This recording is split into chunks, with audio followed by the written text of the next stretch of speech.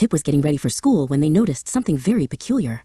On the right side of their blue jeans, tucked just inside the regular pocket, was a teeny tiny, itsy bitsy pocket. It was too small for a phone, too narrow for a hand, and far too shallow for a sandwich. Pip frowned. "What are you for?" they whispered. The great denim mystery had officially begun.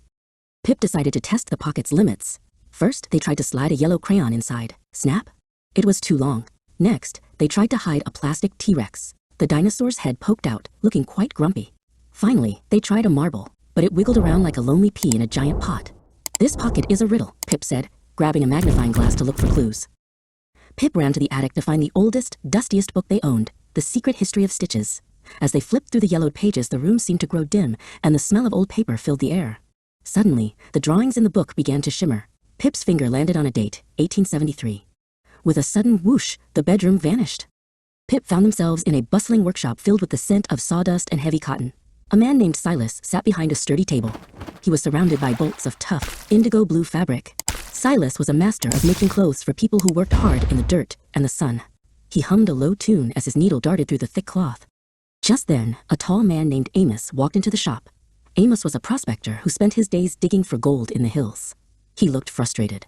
"Silas," Amos called out, pointing to a jagged tear in his trousers. "I'm tired of my pockets ripping when I climb through the mines. A man needs pants as tough as the mountains." Silas nodded, tapping his chin thoughtfully. Silas had a brilliant idea. He took small bits of copper and hammered them into the corners of the pockets. "Rivets," he exclaimed. "These will keep the fabric from pulling apart." He pounded the metal flat, making the pants stronger than they had ever been. But Silas wasn't finished yet.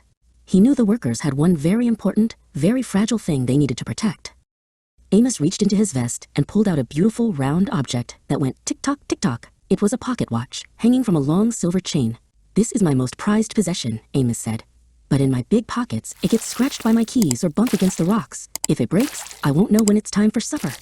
Silas smiled and picked up a small scrap of denim. "I shall make a special home just for your ticking heart," he said. He sewed a tiny, rectangular pocket, high up on the waist, separate from the others. He watched as Amos carefully slid the watch inside.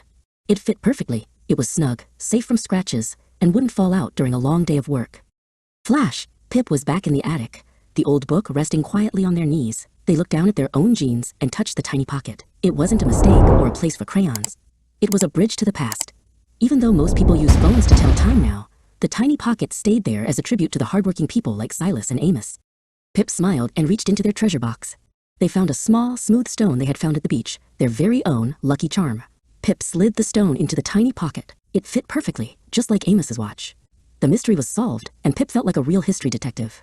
From that day on, the tiny pocket was their favorite part of every outfit.